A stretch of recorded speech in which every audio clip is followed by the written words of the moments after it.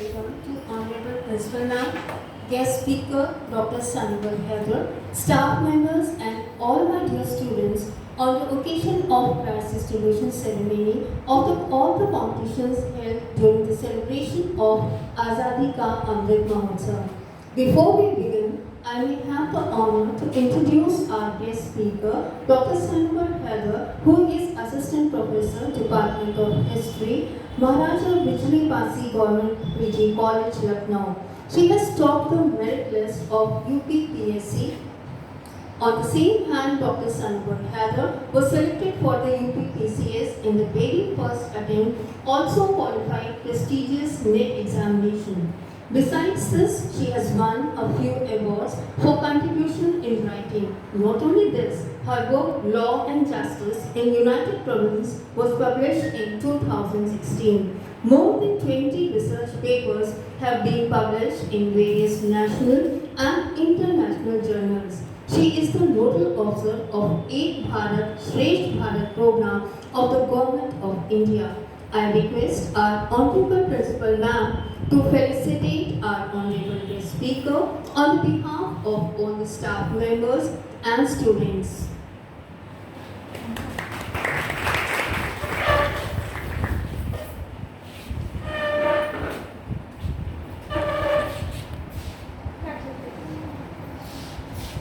ये आज हमारे लिए बहुत खुशी की बात है कि डॉक्टर सनवर हैदर मैम, जो कि हिस्ट्री डिपार्टमेंट में असिस्टेंट प्रोफेसर हैं महाराजा बिजली पासी स्नातकोत्तर महाविद्यालय में, वो हमारे बीच आई हैं और यहाँ पर उपस्थित हमारी सभी शिक्षिका बहनों, बच्चों और बच्चों के कुछ अभिभावक भी आए हैं हमारे बीच में।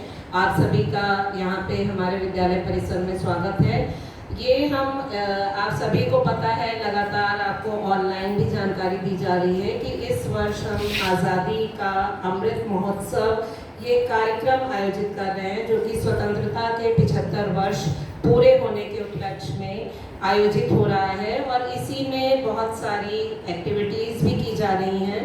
तो इसमें आपको जो भी एक्टिविटीज़ थी वो आपकी ऐतिहासिक इमारतों, इस यहाँ के इतिहास के बारे में उस पर आधारित थी। तो हमारे बहुत सारे बच्चों ने उसमें प्रतिभाग किया, वो फैंसी ड्रेस प्रतियोगिता हो, वो पोस्टर प्रतियोगिता हो, बहुत सारी प्रतियोगिताओं में। तो आज मैम, पहले तो मैम से हम लोग मैम को एक मेमेंटो कॉलेज का देंगे, कॉलेज का वार्षिक पांचांग देखकर मैम का स्वागत करेंगे। उसके बाद हम चाहेंगे कि वो अपने कुछ विचार हमारे बच्चों को दें, जिससे यहाँ के इतिहास के बारे में उनको कुछ जानकारी हो। फिर उन्हीं के माध्यम से हम अपने बच्चों को आज यहाँ पर सम्मानित करवाएंगे अपने अभिभावकों के समक्ष। तो आप सभी का यहाँ पर बहुत बहुत स्वागत।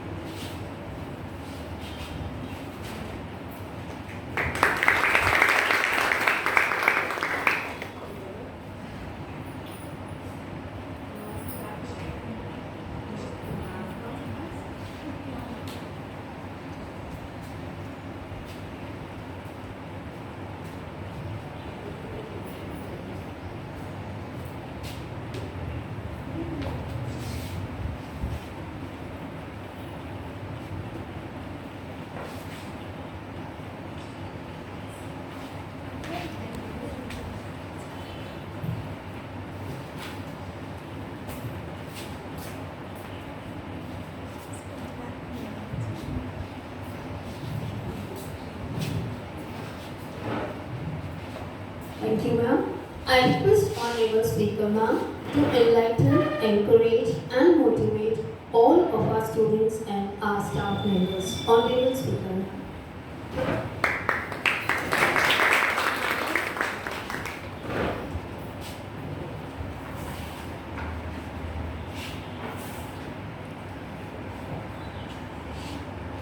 Good morning, everyone. Good morning, ma'am. And before I begin with what I have come to tell you, I would like to thank the principal of this college, Dr. Leela Mishra, and the manager, Mr. Diwani, along with all the teachers who gave me the opportunity and invited me to talk to you. and I would like to congratulate each one of you on the occasion of the 75th year and anniversary of Indian independence.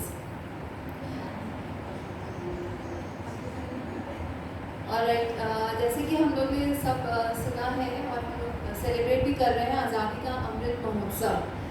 सो आज़ादी का अमृत महोत्सव इसको क्यों कहते हैं? पहली बात तो ये है कि हम एक ऐतिहासिक ईयर में एंटर कर रहे हैं। फिर 75th एनिवर्सरी ईयर में अपनी स्वतंत्रता के हमने एंटर कर लिया है। ये अपने आप में एक बहुत बड़ी उपलब्धि है। और अमृत महोत्सव इसलिए कहा जाता है क्योंकि आपने पढ़ा होगा अमृत मंथन के बारे में। जब समुद्र मंथन हुआ था तो बड़ी परेशानियों और बड़े स्ट्रगल के साथ अमृत निकला था। तो ये आज़ादी जो आज हम एंजॉय कर रहे हैं, जिसमें हम बैठ के सांस ले रहे हैं, ये बड़ी मुश्किलों से हमें प्राप्त हुई है। अनेक बलिदान, अनेक प्रकार के स्ट्रगल, संघर्ष, विद्रोह, कठिनाइयों के बाद और तमाम लोगों की शहादत के बाद हमको ये स्वतंत्रता आज हासिल हुई है, जिसमें हम बैठकर आसानी से सांस ले रहे हैं।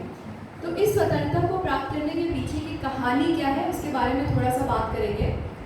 If you go back into history तो आपने शायद ये पढ़ा होगा कि around 1600 British east India company की स्थापना हुई थी और भारत में उनका आगमन फॉर ट्रेड पर्पसेस आरंभ हो गया था। व्यापार की पर्पस से इंडिया आए थे और मुगल एम्परर जहांगीर के शासनकाल में उनको ये परमिशन मिल गई थी कि यहाँ पर फैक्ट्री स्थापित करें और यहाँ पर ट्रेड स्टार्ट करें, राइट। तो at the time of the Mughal dynasty, जब मुगल शासन यहाँ चल रहा था, तब यहाँ पर वो व्यापारियों की तरह आए ईस्ट इंडिया कंपनी और व्यापार करते चले गए। लेकिन विद पैसेज ऑफ टाइम दुर्भाग्यवश मुगल डायनेस्टी का पतन होने लगता है और मुगल एम्पायर डिसइंटीग्रेट करना शुरू हो जाता है। तब ईस्ट इंडिया कंपनी अपना यहाँ पैर पसारने लगती है और उनके जो एम्बिशंस हैं वो बदलने लगते हैं, उनके इंपीरियलिस्टिक डिज़ाइंस बढ़ने लगते हैं। सो 1757 का प्लासी का युद्ध होता है और 1764 का बक्सर का युद्ध होता है, इतिहास में बहुत प्रसिद्ध है, जहाँ से अंग्रेज शासन की नींव पड़ना शुरू हो जाती है और यहीं से हमारे देश का भविष्य बदल जाता है, हमारे देश का भाग्य बदल जाता है और हम गुलामी के चेन्स में बंधने लगते हैं। एक समय आता है शोषण, अत्याचार का, ऑपरेशन का और लगातार अगले 2 सालों तक हम गुलाम बनकर रहते हैं।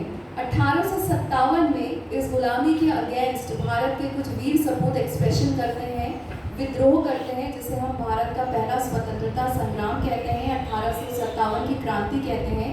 चाहे वो बेगम हजरत महल हो, महारानी लक्ष्मीबाई हो या कुंवर सिंह हो या नाना साहेब हो, तात्या टोपे हो, ये सब बढ़ चढ़कर इस स्वतंत्रता संग्राम में भाग लेते हैं और देश को आज़ाद करने का पूरा प्रयास करते हैं। अनफॉर्चुनेटली हाउएवर ये जो क्रांति है ये विफल हो जाती है। बहुत सारे इसके कारण हैं, आप अपने लेक्चर्स में, क्लासेस में आप इसको पढ़िएगा। ये विफल हो जाती है और जो अंग्रेजी शासन का शैकल्स हैं वो और भी मजबूत हो जाते हैं। अब ईस्ट इंडिया कंपनी से बदलकर क्वीन के शासन में भारत चला जाता है और हम पूर्णतः गुलाम देश बन जाते हैं अंग्रेज़ों के। इसके बाद अनेक विद्रोह होते हैं और भी कई लीडर्स हैं जो अलग अलग समय पर आवाज़ उठाते हैं, डिमांड्स रखते हैं कि हमें स्वतंत्रता चाहिए, लेकिन ऐसा आसानी से बिल्कुल नहीं होता है। फिर गांधी जी का आगमन होता है हमारे राजनीतिक पटल पर। गांधी जी मास मूवमेंट्स ऑर्गेनाइज करते हैं। मास मूवमेंट्स का मतलब क्या होता है? ऐसे आंदोलन जिसमें देश की सभी जनता प्रतिभाग करती है, चाहे वो असहयोग आंदोलन हो, सविनय अवज्ञा आंदोलन हो या फिर भारत छोड़ो आंदोलन हो। ये सारे मूवमेंट्स बहुत बड़े थे, इसमें देश के सभी हिस्सों ने भाग लिया था, चाहे वो महिला हो, पुरुष हो, बूढ़े हो, जवान हो और या फिर आप जैसे यंग स्टूडेंट्स हो, सभी ने इसमें भाग लिया था और अंग्रेज़ों को भारत छोड़ने पर मजबूर कर दिया था। फिर वो दिन आता है। इसके अलावा भगत सिंह जी थे, चंद्रशेखर आज़ाद, राम प्रसाद बिस्मिल, अशफाकुल्लाह खान, ऐसे अनगिनत नाम हैं और ऐसे बहुत सारे लोग हैं जिनके नाम भी हमको नहीं पता, लेकिन वो शहीद हो गए। उन्होंने अपनी जान की परवाह किए बगैर हमको ये आज़ादी दिलवाई है। ये आज़ादी हमको विरासत में मिली है, हमने खुद इसे नहीं प्राप्त किया है, हमें ये as a part of our heritage मिली है। 15 अगस्त 1947 को तिरंगा लहराता है और हम फिर से स्वतंत्रता की सांस लेना आरंभ करते हैं। तो बात आती है कि हमारी संस्कृति और विरासत क्या है। आप ये मानते हैं कि हमें ये आज़ादी विरासत के रूप में मिली है? यस और नो? आपने इसके लिए लड़ाई करी है, आपको मिल गया। We have not created it but we have got it. हमें ये प्राप्त हुई है अपने पूर्वजों से। तो ये जो आज़ादी हमें प्राप्त हुई है, जो आज हम एंजॉय कर रहे हैं, ये हमारे फ्रीडम फाइटर्स की देन है, चाहे वो कोई भी हो। उन्होंने छोटा छोटा भी योगदान जिसका रहा होगा, उनकी बदौलत हमको ये आज़ादी मिली है और ये विरासत के रूप में हमें मिली है। और हमारा क्या कर्तव्य है, हमारा परम धर्म है इस आज़ादी को क्या करना, मेंटेन करके रखना, इसका परिरक्षण करना। आज़ादी के अलावा और आप क्या समझते हैं विरासत से, क्या चीज़ है? अगर हम लखनऊ की बात करें या हम अपने देश की बात करें, तो हमारे देश में तो बहुआयामी संस्कृति है, मल्टीप्लिसिटी ऑफ कल्चर है। देश के किसी कोने में चले जाइए तो आपको हर जगह पे अलग कल्चर देखने को मिलेगा, लेकिन फिर भी यूनिटी एंड डाइवर्सिटी है, राइट? विविध रंग भरे हुए हैं हमारे देश के कल्चर में, अलग अलग संस्कृतियां हैं, अलग रिलीजन्स हैं, अलग लैंग्वेजेस बोलते हैं लोग, अलग तरीके के कपड़े पहनते हैं, लेकिन फिर भी एक सूत्र है जो हमें बांध के रखता है, जिसे हम कहते हैं unity in diversity. Multiplicity of culture के बावजूद we are one as a nation. तो संस्कृति क्या होती है? कोई बताएगा संस्कृति क्या होती है?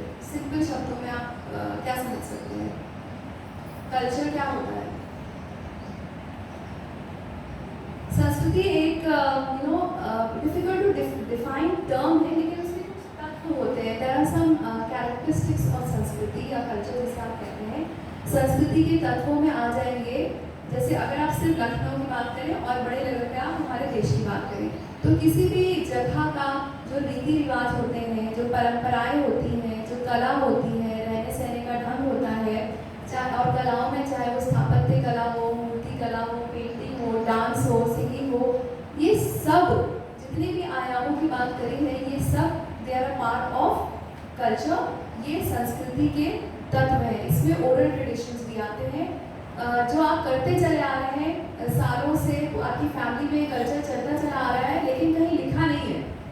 ऐसा बहुत सबके घरों में ऐसे होते हैं कुछ रीति रिवाज जिसे आप फॉलो करते चले आ रहे हैं, लेकिन आपने कभी पूछा नहीं है क्यों करते हैं और कहाँ लिखा हुआ है, बिकॉज ये हमारे कल्चर का पार्ट है, राइट? तो संस्कृति या हेरिटेज होती है, जो विरासत की बात हम कर रहे हैं, ये दो प्रकार की होती है। एक होती है टैंजिबल हेरिटेज और दूसरी होती है इनटैंजिबल हेरिटेज।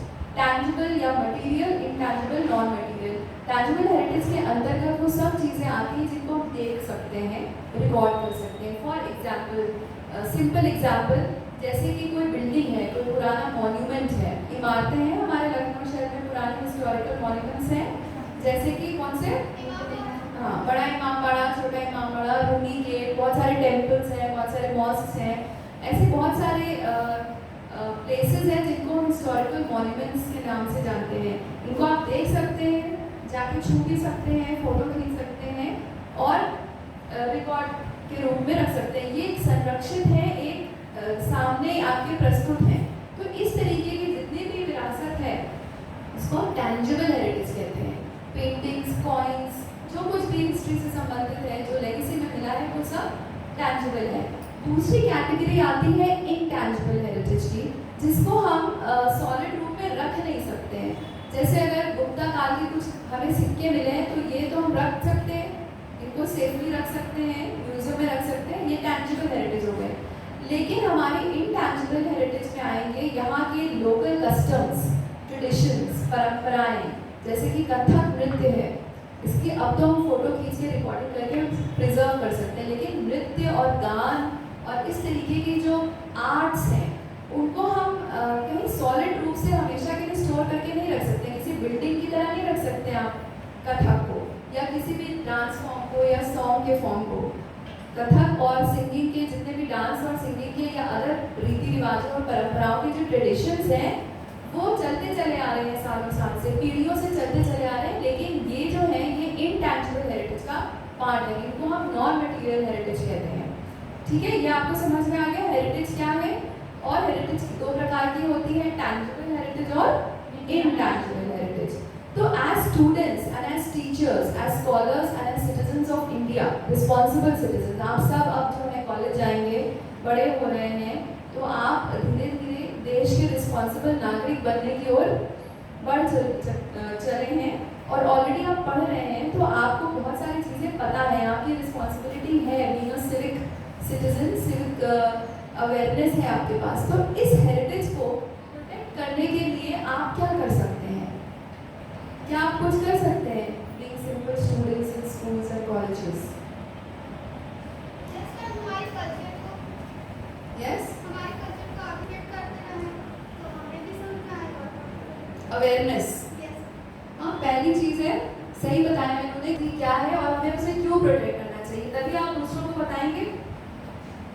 यस और नो? Yes ma'am. उसके बाद अवेयरनेस कैंपेन्स के अलावा आप क्या कर सकते हैं? जैसे आप किसी मॉन्यूमेंट में विजिट करने जाते हैं, आप सपोजिंग आप बड़ा इमामबाड़ा गए, तो वहाँ पर दीवारों पे आपने कुछ ना कुछ ज़रूर देखा होगा।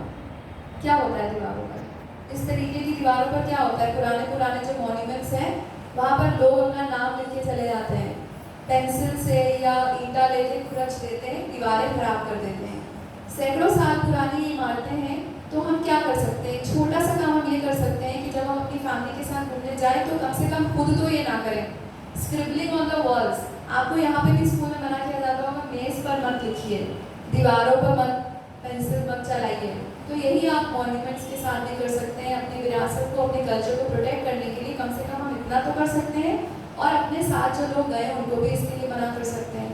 तीसरी चीज़ ये है कि आप अपने स्कूल में अपने फ्रेंड्स के साथ वॉलंटियर क्लब्स बना सकते हैं। आप एक लखनऊ हेरिटेज क्लब टाइप का वॉलंटियर क्लब बना सकते हैं और आइडेंटिफाई कर सकते हैं कि लखनऊ के वो कौन से मॉन्यूमेंट्स हैं जो प्रोटेक्टेड हैं, कौन से मॉन्यूमेंट्स हैं जो नहीं प्रोटेक्टेड हैं। इसमें एक छोटा सा फर्क है। देखिए, लखनऊ में बहुत सारी इमारतें हैं, नवाबी काल, एवरीबडी नोज अबाउट इट। नवाब ने यहाँ पे काफ़ी समय तक रूल किया, तो गंगा जमनी तहजीब और जो कल्चर है हमारा, ये तभी से स्थापित हो गया था। और यहाँ पे इतनी खूबसूरत इमारतें हैं जिसे बाहर से भी लोग देखने आते हैं। लेकिन जितनी इमारतें थी और जितनी इमारतें हैं उसमें अब फर्क आ गया है। ऐसे बहुत सारे मॉन्यूमेंट्स हैं, केवल लखनऊ की बात करें, पूरे इंडिया में तो बहुत होगा। ऐसी बहुत सारी इमारतें हैं जो हिस्ट्री के पेजेस में गुम हो गई हैं, क्योंकि उनको कोई संरक्षण नहीं मिला, किसी ने उनको प्रोटेक्शन के लिए बात नहीं उठाई, तो धीरे धीरे जर्जर होती गई। और क्योंकि सरकारी प्रोटेक्शन प्राप्त नहीं था, इसलिए वो समय के साथ जीर्ण शीर्ण होकर लुप्त हो गई। राइट? तो यहाँ पर एक छोटा सा वृत्तांत I would like to tell you of my personal experience. Lucknow में एक हजरतगंज, आप जानते हैं सब लोग? हजरतगंज में हो सकता है आपने एक नाम सुना हो, हजरतगंज का मकबरा, जिसको इमामबाड़ा सिकंदराबाद कहते हैं। उसी की कहानी है जिसमें पर्सनली हमने काम किया है उसको रिस्टोर कराने के लिए, क्योंकि वो हेरिटेज है, क्योंकि वो लेगेसी है। इसलिए क्या हुआ है, और पूरे अवध प्रांत में जगह जगह पर युद्ध लड़ा जाता है। तो सिकंदराबाद का जो एरिया हजरतगंज है, यहाँ पर भी लड़ाई होती है, और फिर यहाँ पर आपको पता है कि स्वतंत्रता संग्राम विफल हो जाता है और सारा कंट्रोल जो है अंग्रेज़ों के हाथों में आ जाता है। तो ये इमामबाड़ा जो एक इस्लामिक मॉन्यूमेंट था, 2 साल के लिए इसको चर्च के रूप में भी उपयोग किया गया, 1858 से 1860 तक। उसके बाद जब यहाँ से ब्रिटिश का भी इंटरेस्ट खत्म हो जाता है, क्योंकि उनको तो सिर्फ राज करना था, बिल्डिंग से या जनता के वेलफेयर से तो कोई उनको मतलब था नहीं। तो ये जो इमामबाड़ा एक समय पर अपनी ग्लोरी पर था, ये धीरे धीरे डिक्लाइन करना शुरू हो जाता है। वहाँ पर समय के साथ जब प्रोटेक्शन नहीं करेंगे, आप साफ सफाई नहीं रखेंगे, तो वहाँ पे क्या होगा, हालत ख़राब होती जाएगी। कुछ समय के बाद इस इमामबाड़े में गैरेज खुल जाता है, लकड़ी का काम करने वाले जो कारपेंटर्स होते हैं उनकी फैक्ट्री बन जाती है, और 50 साल तक ये इमामबाड़ा गिरने की अवस्था में पहुँच जाता है because of administrative apathy and neglect. और फिर 1921 में एनडीए, जो अब जिसको हम एनडीए कहते हैं, लखनऊ इम्प्रूवमेंट ट्रस्ट, इसको टेक ओवर कर लेता है, लेकिन कुछ काम नहीं होता है वहाँ पर। और जब तक हम लोगों ने वहाँ पर काम आरंभ किया है, तो ये वहाँ अंदर जाने की स्थिति में नहीं था वो इमामबाड़ा, क्योंकि सारी तरफ अतिक्रमण थे। जो बाहर की दुकानें हैं, जो कार बनाने वाले मैकेनिक्स होते हैं, उन्होंने सारी तरफ जगह घेर ली थी और वो एक मोटर गैराज बन गया था। फिर 2008 के अराउंड हम लोगों ने PIL करी और गवर्नमेंट को लेटर्स लिखे, आर्कियोलॉजिकल सर्वे ऑफ इंडिया को लेटर्स लिखे कि भाई ये एक हमारे इतिहास का और हेरिटेज का हिस्सा है, इसको प्रोटेक्शन प्रदान किया जाए। तो वहाँ पर लगातार सरकार के साथ हम लोग ने लेटर्स आदान प्रदान करे और 2013 में इस मॉन्यूमेंट का संरक्षण आरंभ हो गया। अब अगर आप उसे जाके देखिए मॉन्यूमेंट का, वो मॉन्यूमेंट जिसकी दीवारें और छत में जो पेंटिंग की सब गिर गई थी और दीवारें टूट रही थी, हालत उसकी बहुत खराब थी, अब वो मॉन्यूमेंट फिर से लाइव मॉन्यूमेंट हो गया है। जैसा पहले था उसे वैसे ही पूरा बनाने की कोशिश की गई है। अब वहाँ पे फिर से कॉन्ग्रीगेशंस होते हैं, लोग उसे देखने जाते हैं। तो ये छोटा सा एग्जाम्पल बता रहे हैं कि कैसे हमें अपने हेरिटेज को प्रोटेक्ट करना चाहिए, वरना धीरे धीरे जितने मॉन्यूमेंट्स हैं वो सब विलुप्त हो जाएंगे। तो हम क्या बताएंगे? लखनऊ में हमारे पास आपको दिखाने के लिए क्या है? अवेयरनेस होना चाहिए ना हमारे पास। तो इसी से एक पॉइंट निकल के आता है कि आप सब लोगों ने हो सकता है क्लास में या कभी फंडामेंटल राइट्स के बारे में पढ़ा है, जो मौलिक अधिकार मिले हैं संविधान में। संविधान जानते हैं आप क्या होता है? जो हमारे देश का सुप्रीम लॉ है उसको संविधान कहते हैं, कॉन्स्टिट्यूशन ऑफ इंडिया कहते हैं, जिससे पूरा देश चलता है उसके कानून के हिसाब से। संविधान के अंदर कुछ मौलिक अधिकार बताए गए हैं और कुछ मौलिक कर्तव्य बताए गए हैं। अधिकारों के लिए हम लोग सब लड़ाई करते हैं, हमें ये नहीं मिला हमारा अधिकार है, हमें वो नहीं मिला हमारा वो अधिकार है, सब लोग लड़ाई करते हैं, आंदोलन करते हैं, धरना करते हैं। न्यूज़ में तो देखा होगा आपने, हम लोग सब अधिकारों के लिए लड़ाई लड़ते हैं, लेकिन क्या हमें पता है हमारे कर्तव्य क्या है? किसी को भी नहीं पता होता है, मैक्सिमम लोगों को नहीं पता है। इसी संविधान में जहाँ फंडामेंटल राइट्स बताए गए हैं, पार्ट 3 में फंडामेंटल राइट्स हैं, पार्ट 4 में फंडामेंटल ड्यूटीज बताई गई हैं। हमारे मौलिक कर्तव्य अनुच्छेद 51 क में 11 मौलिक कर्तव्य हैं हम लोगों के। फॉर एग्जाम्पल क्या है? जैसे हमें अपने राष्ट्रगान का सम्मान करना चाहिए, तिरंगे का सम्मान करना चाहिए, महिलाओं के प्रति अच्छा एटीट्यूड अपनाना चाहिए, कोई डेरोगेटरी प्रैक्टिसेस नहीं करनी चाहिए। उसी तरह 6 नंबर पे जो मौलिक कर्तव्य बताया गया है उसमें लिखा है हमें अपनी संस्कृति का सम्मान करना चाहिए और संस्कृति और विरासत का परिरक्षण करना चाहिए। ये हमारी ड्यूटी है, हम सबकी ड्यूटी है as the citizens of India that we protect and preserve our heritage and culture. Right? Did you understand that? तो कोशिश करिएगा कि मौलिक कर्तव्य जो हैं 11 उनको आप एक बार रीड करके जान लीजिए कि मौलिक कर्तव्य है क्या। राइट? तो दिस इज अबाउट संस्कृति एंड दिस इज अबाउट विरासत। और अवध की संस्कृति और लखनऊ की संस्कृति और विरासत की बात अगर हम करते हैं तो हम लोग सब लखनवी हैं। Most of us belong to the city of Lucknow, हम यहाँ पढ़े हैं, बड़े हुए हैं।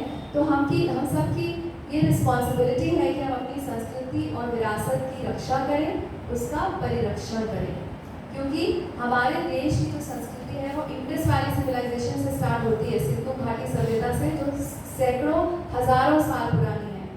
और अभी तक उस संस्कृति से जो हमने सीखा था, जैसे हमारी संस्कृति वैदिक संस्कृति है और हजारों सालों से चलती चली आ रही है, वो अभी भी कायम है।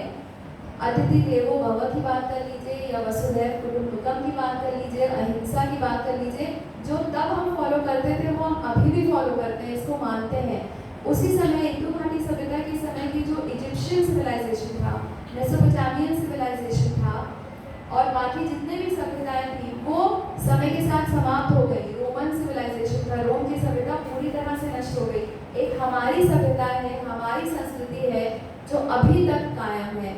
और बीइंग सिटीजन्स ऑफ इंडिया ये हमारा कर्तव्य है और हमारी जिम्मेदारी है कि हम अपनी संस्कृति और विरासत को प्रिजर्व करके रखें। Alright? Understood? Thank you so much. I assure you that this will benefit them a lot till they are struggling for the building of their career. Thank you so much once again. A wide range of competitions were held from 9th August to 16th August on the occasion of Independence Day under the program of Azadi Ka Amrit Mahotsav. All our students actively participated and we have all the winners among us. All of our winners are eagerly waiting to receive the prize from our Honorable Speaker Ma'am. The first competition is poster competition. And the first prize for poster making competition goes to Palak Nishad. I request Honorable Ma'am to give the prizes to our winners. The first prize goes to Palak Nishad for costume making competition under the program of Azadi Ka Amrit Mahotsav. Palak Nishad is a student of class 8 and she receives the first prize from our honorable member. The second prize goes to Khushi Kumari Gupta. Khushi Kumari Gupta is a student of class 11 and she receives the second prize for costume making competition.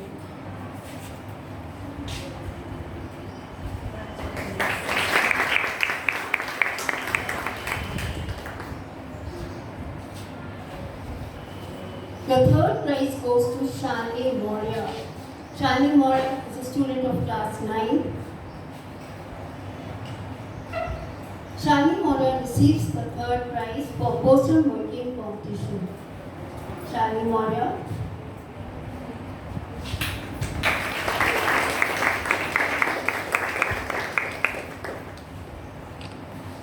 I call Shabnam of class 11. Shabnam of class 11 receives the first prize for the best song and the song was patriotic. Shabnam of class 11 receiving the prize from our candidates. रुक जाओ. Thank you, ma'am. The next prize is Bhashan Pratyogita speech competition and the first prize goes to Hafsha of class 12. Hafsha of class 12 receives the first prize for the speech competition held in our school.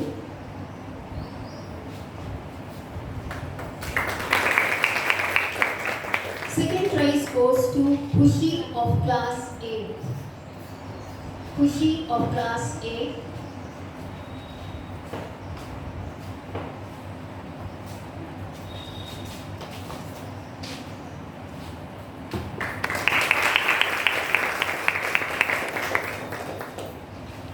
The third prize goes to Kamlesha of class 12. Kamlesha of class 12 receives the third prize. I'm sorry, Kamlesha receives the second prize. So, correction, the students as the winners. The only change is Kamlesha receives the second prize and Khushi receives the third prize from our honorable ma'am. Khushi receives the third prize.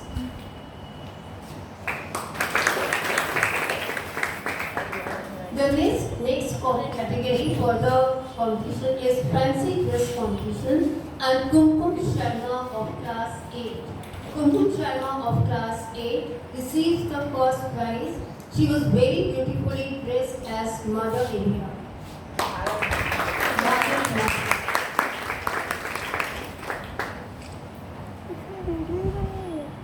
Next, I call Rani Lakshmi Bai of our school, Khushi of class 8.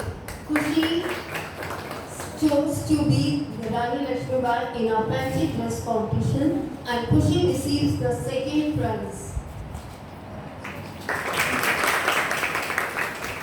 The third prize goes to Ananya Verma.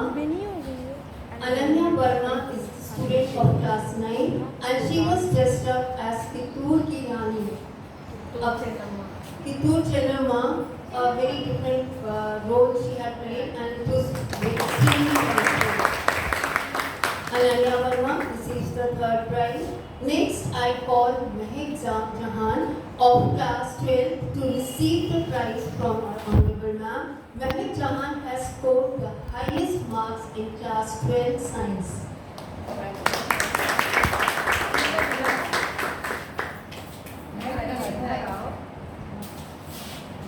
A big round of applause for Mehek Jahan.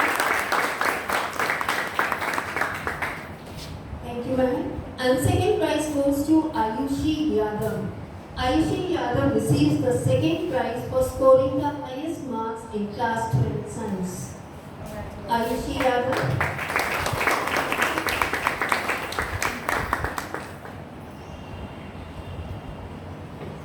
The next prize goes to Palak Nishad. Palak Nishad receives the first prize for essay writing competition under the program of Azadi Ka Amrit Mahotsav. Palak Nishad receives the first prize.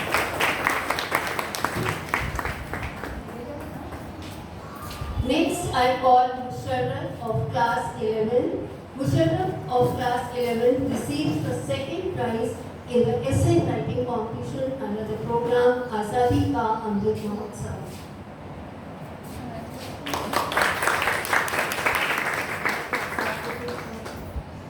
Thank you, ma'am, so much for giving the prizes to